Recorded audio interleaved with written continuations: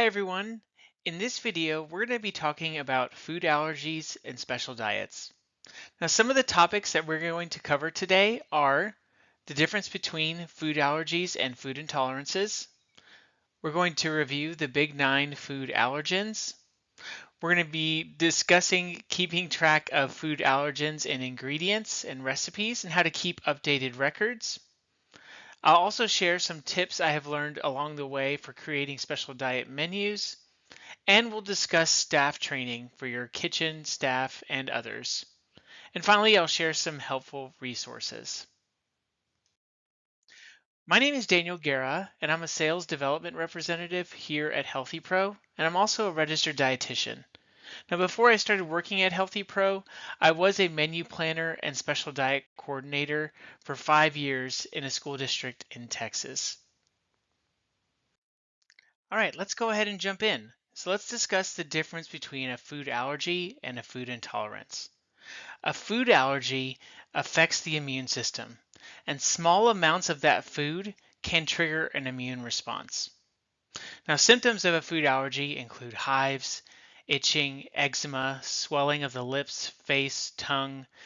There's some dizziness, lightheadedness, or fainting. And then you get to the more severe symptoms such as nausea and vomiting and anaphylaxis. A food intolerance, however, only affects the digestive system. And sometimes small amounts of that food may in fact be tolerated by the patient or the student. So that's why students who may have a lactose intolerance may be able to have small amounts of dairy. Now, symptoms of a food intolerance include bloating, abdominal pain, and diarrhea.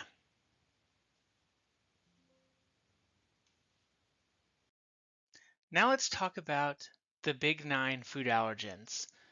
The big 9 include milk, eggs, fish, shellfish, tree nuts, peanuts, wheat, soy, and sesame.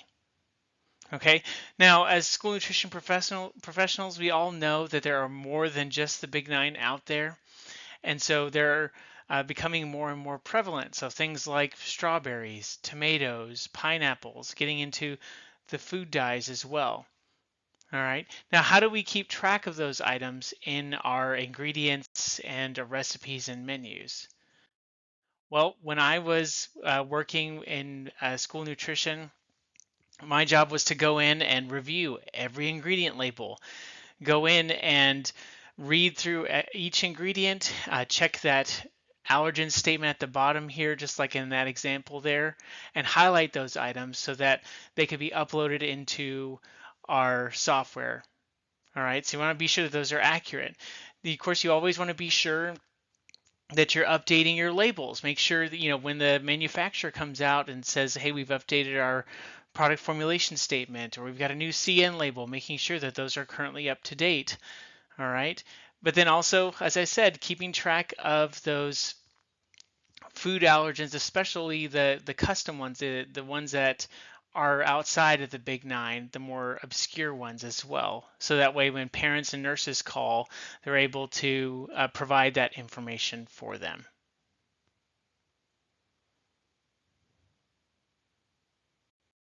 All right. Well, so let's talk about menu tips.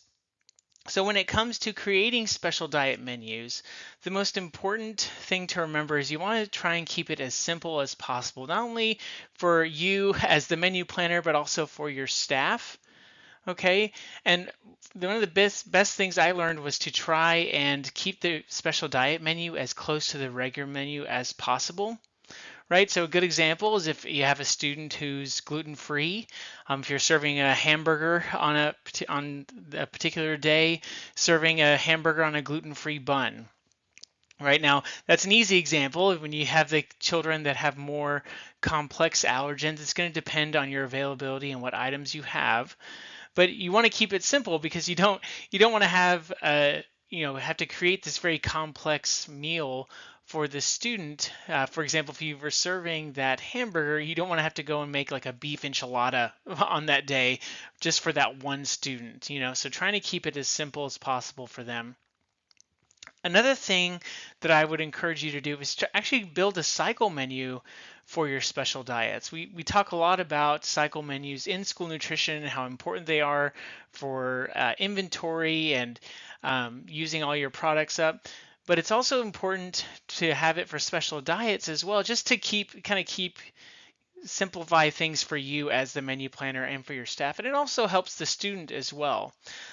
You also want to, I would encourage you to, if you are able to have a conversation with the child's parent, if possible, to see what the child likes or what items are working, what items aren't. Of course, you can make changes within reason and what depending on availability, but just having an open conversation with the parent, it can be very useful as well. The last thing that I learned in child nutrition when it comes to special diets is you don't want to forget the holiday meals or the big, meals throughout the year. Making sure that you have a backup plan for those students with special diets so they're able to participate in those fun events as well. Okay, so let's talk a little bit about training staff. So, of course, when I worked in school nutrition, we had annual trainings for our kitchen staff, talking about things such as washing and sanitizing your stations, preventing cross-contamination, identifying where the allergy-safe area in the kitchen is to create those meals. And then, of course, other topics covering things like being able to identify an allergic reaction in a student is also important for your cafeteria staff.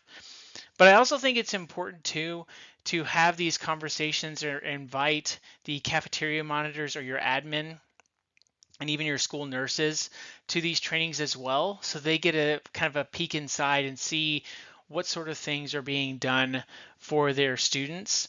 And so that if they get approached with questions from the student or even from parents, that they're able to answer those questions and see how those meals are prepared for the student as well. Okay, so I did want to share a few resources for you that I found very helpful. So the Food Allergy Research and Education website is a great resource. It has a ton of training materials, not only for cafeteria staff, but also for like admin and people like school nurses as well, if they're looking for additional information when it comes to food allergies. Of course, the USDA Food and Nutrition Service website and the School Nutrition Association also have a variety of webinars and trainings, not only for menu planners, but also for the cafeteria staff as well that you could use. So I would highly recommend visiting those websites if you haven't already. Okay, so how can Healthy Pro help with food allergies and tracking this information? Well, in Healthy Pro, we have over 5,000 recipes and ingredients, and we're constantly adding to those every day. And they're already built into the software. And what's great is that all of the allergens have already been indicated or selected for you. Also, we reach out for all those ingredients and recipes. We actually have a partnership with the manufacturers that we can reach out to them and make sure that we have the updated formulation statements and the CN labels. Okay, so when it comes time to review, if you're looking for ingredient labels, things like that, we have all that information stored in the software for you. So for example, when it's time for a review, you can actually just print out a report and it'll print out all of your ingredient labels for you. You no longer have to have that big binder full of ingredient labels. We take care of all that information for you. The last thing is we also have a fantastic menu publishing side of our software, something I wish I had when I was in school nutrition, because it allows, of course, your parents and nurses to view the menu online, but they're also able to filter the menu by the specific food allergen, so they can see what items are available for their student on that particular day, which can significantly cut down on the amount of phone calls that you received on a daily basis. That was my most common question: is what can my student have today, or what can this kid have today? I'm the school nurse and I'm not sure what they're able to have on this day. So that's a great tool for them to have. And you can even take it a little further for a nurse because they can even look at carb counts and other information as well. All right. Okay. Well, thank you so much for joining today. I appreciate it and I hope you guys have a great day.